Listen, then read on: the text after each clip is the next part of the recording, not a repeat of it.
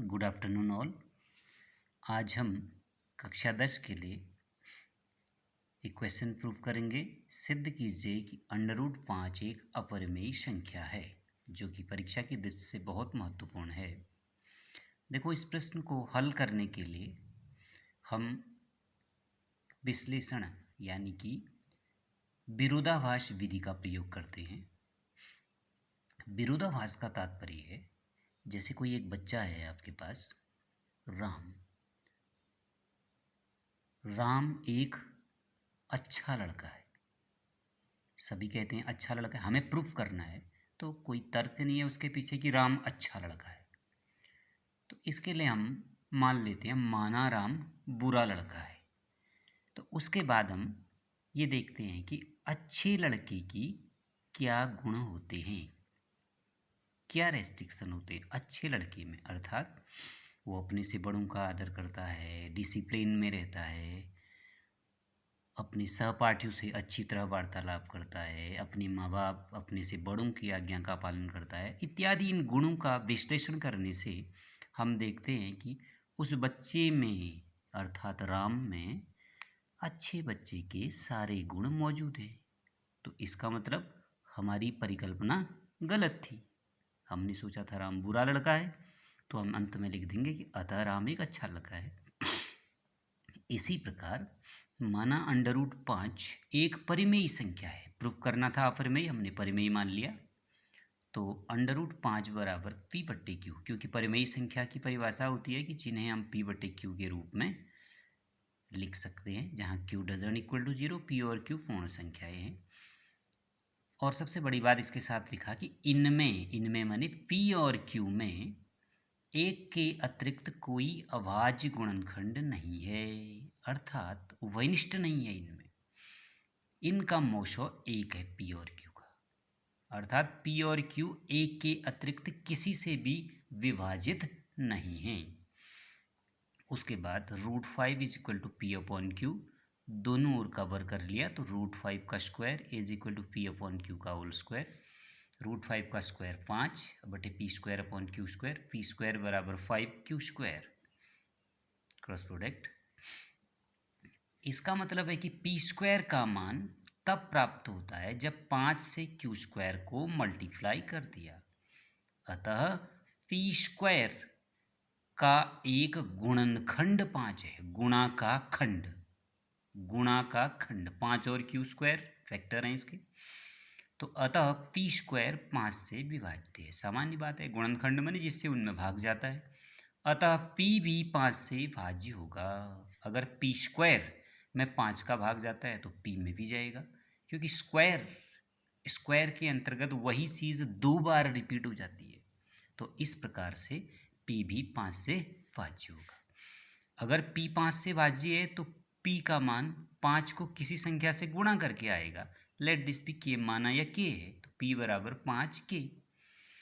तो इसको हमने समीकरण 1 में, इसको समीकरण 1 माना। कोई ज़रूरी नहीं है, आप सीधे रख दीजिए अतः या ऐसा लिख दीजिए नीचे। p की वैल्यू 5k यहाँ पर रखी, तो 5k का whole square equal to 5q², 5k का square 25k² equal to 5q²।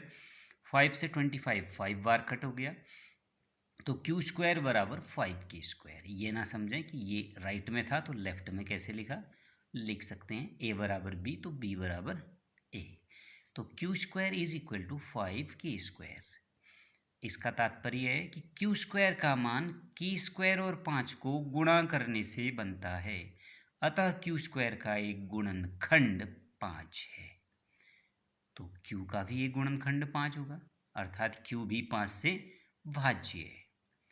अब इस लाइन और इस लाइन पर गौर कीजिए, यहाँ है p भी 5 से भाज्य है, यहाँ q भी 5 से भाज्य है। इसका मतलब p और q दोनों 5 से भाज्य हैं, अर्थात 5 p और q में उभयनिष्ठ गुणनखंड है। आप ये भी लिख सकते हैं कि p और q दोनों 5 से पूर्णतया विभाजित हैं।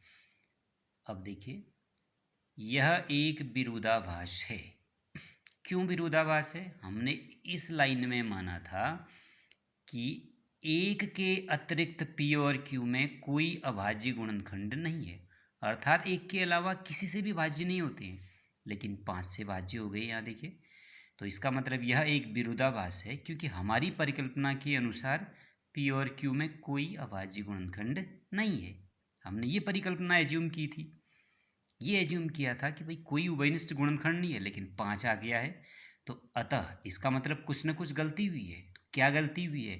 हमने पहले ही गलत सोचा होगा। तो हमारी हाइपोथेसिस, हमारी परिकल्पना क्या थी? अतः हमारी परिकल्पना गलत है या असंगत है या त्रुटिपूर्ण है। तो हमारी परिकल्पना थी √5 एक अपरिमेय संख्या है, तो हम लिख देंगे कि अतः √5 एक अपरिमेय संख्या है, क्योंकि हमने परिमेय मान के गलत कर दिया था, चीज़ें गलत आ गई हैं। तो अतः √5 एक अपरिमेय संख्या है। इसको और ऐसे ही √3 √2 में प्रयास कीजिए, नहीं आने पर और पूछिए। इसी में एक दूसरे रूप में, ये भी काफ़ी महत्वपूर्ण क्वेश्चन, ऐसे क्वेश्चन भी पूछे जाते हैं। सिद्ध कीजिए कि 3 + 2√5 एक अपरिमेय संख्या है। यद्यपि इन क्वेश्चन को भी उस तरीके से बनाया जा सकता है, परंतु इजीली हम इनको इस प्रकार से बनाते हैं। इसमें भी कॉन्ट्रडिक्शन मेथड है कि माना 3 + 2√5 परिमेय संख्या है, तो P/Q बराबर 3 + 2√5। आप इसको शॉर्ट में P/Q को R भी मान सकते हैं, P/Q के बदले R लिख सकते हैं, सरल हो जाएगा। तो R बराबर 3 + 2√5। फिर अब इसमें क्या करते हैं, जो रूट वाली चीज़ें हैं, चूँकि उसका पूर्णतया रूट नहीं निकलता है तो वो इरेशनल अपरिमेय है, तो उसको एक किनारे आपको सेपरेट कर लेना है, आइसोलेट कर लेना है उसको। तो आपने देखा इस 3 को हम इस साइड लेंगे तो ये पक्षांतर करके P/Q - 3 बराबर 2√5 हो गया। अब रूट वाले को अकेला छोड़ना है, तो 2 को ये गुणा में है, भाग में आ गया, P - Q upon -3 P/Q - 3 upon 2 बराबर √5। अगर आपने P/Q के बदले R माना होता तो R - 3 अपॉन 2 बराबर √5। बाकी इजी, तो आप कुछ भी मान सकते हैं, इसके बदले R भी रख सकते हैं। तो P/Q एक परिमेय संख्या है, ये हमने मान रखा है। क्यों? क्योंकि P/Q को 3 + 2√5 माना है, जो हमने मान रखा है कि ये एक परिमेय संख्या है। इट मीन्स P/Q परिमेय है। तो P/Q एक परिमेय संख्या है, चूंकि, तो आप जानते हैं किसी परिमेय संख्या में से दूसरी परिमेय को घटाओ तो हमेशा परिमेय होती है।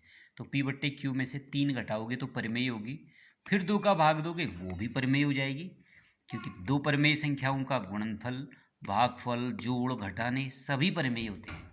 इसीलिए P/Q - 3 अपॉन 2 भी परिमेय संख्या होगी, परंतु √5 एक अपरिमेय है। ये तो आप जानते हैं, इससे पहले भी प्रूव किया है, क्योंकि इसका पूर्णतया रूट भी नहीं निकलता। तो √5 एक अपरिमेय संख्या है, ये अपरिमेय संख्या है। अब आपको पता है कि यह हो गई परिमेय, यह है अपरिमेय। तो एक परिमेय संख्या अपरिमेय के तुल्य नहीं हो सकती है, अतः P/Q - 3 अपॉन 2 = √5 एक विरोधाभास है।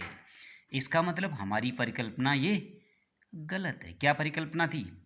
3 + 2√5 परिमेय है, तो ये गलत होगी। तो इसका मतलब इसके अपोजिट परिकल्पना क्या होनी चाहिए? अतः 3 + 2√5 एक अपरिमेय संख्या होगी, क्योंकि हमने जो परिकल्पना मानी है शुरू में, उसको मान करके एक गलत तथ्य आ जा रहा है। क्या गलत तथ्य आ रहा है?